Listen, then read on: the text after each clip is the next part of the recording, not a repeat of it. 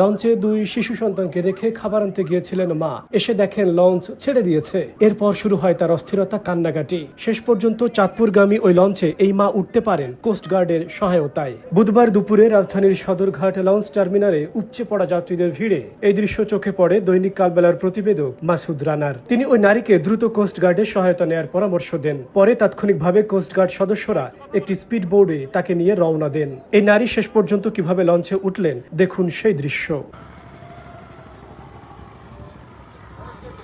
আমি ঢাকা থেকে আসছি যাত্রাবাড়ির থেকে আমার ফোলারা কিছু খায় না, আমি রোজা রয়েছি, আমাকে ফোলা করে কিছু